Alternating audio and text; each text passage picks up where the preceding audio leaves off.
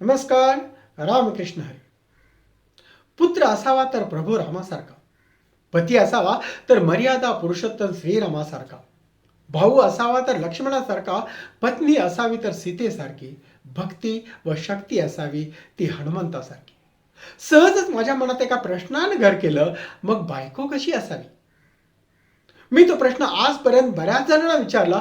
खूप साऱ्या जणांनी त्याचं उत्तर त्यांना आवडणाऱ्या वेगवेगळ्या स्त्रियांचं दिलं. अगदी रामायण महाभारतात असलेल्या आदर्श स्त्रिया ते अगदी आत्ताच्या आघाडीवर असलेल्या अभिनेत्रीचं.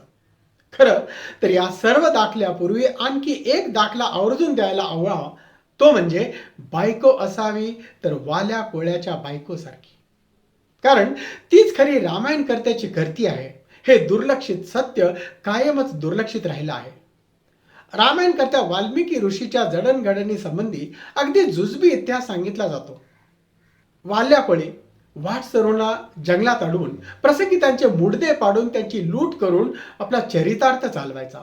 एकदा नारद मुनींनाच वाल्यांना अडवलं तेव्हा नारद मुनींनी त्याचं तिथल्या तिथं बौद्धिक घेतलं. अरे मूर्खा, हे पापकर्म कशासाठी करतोस असे विचारल्यावर माझ्या बायका पोरासाठी त्यानं उत्तर दिलं.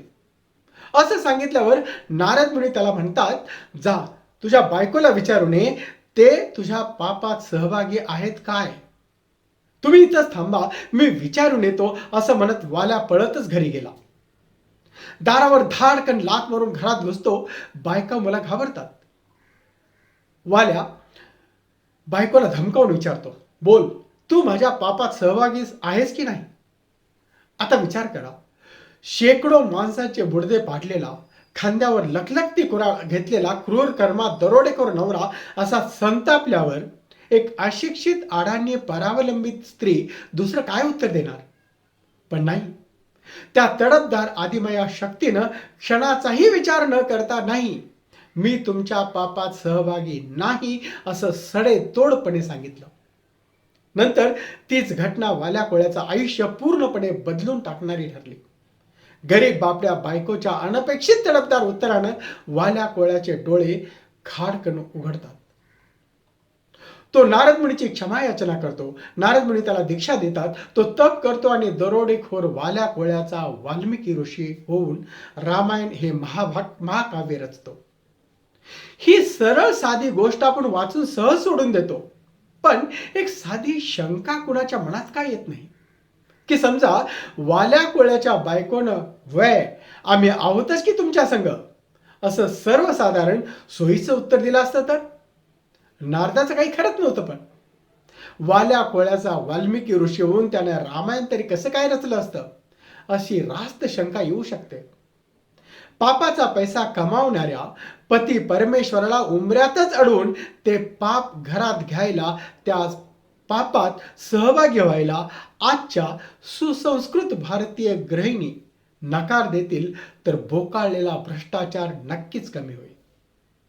फक्त त्यांनी वाल्या कोळ्याच्या बायकोचा आदर्श मात्र अंगीकारला पाहिजे. असे घडल्यास भारत भ्रष्टाचार मुक्त होऊन जागतिक महासत्तेच्या दिशेने निश्चितच वाटचाल करेल आणि जे समाजकारणी राजकारणी जे आहेत ना, ते पण चांगले निवडून येतील आणि भारत खचितच महासत्तेच्या दिशेनं निश्चित वाटचाल करेल. पुन्हा एकदा आपल्या भारत भूवर निश्चितच रामराज्य अवतरेल.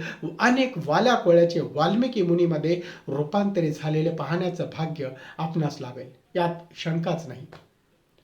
जर हा विचार आपल्याला आवडला असेल तर आपल्या जवळच्या मित्रांना, आप्तेष्टांना पाठवा. माझ्या चॅनलला सबस्क्राईब करा. तर भेटूया लवकरच एका नवीन विचारासह नवीन व्हिडिओमध्ये. तोपर्यंत नमस्कार. रामकृष्ण हरी.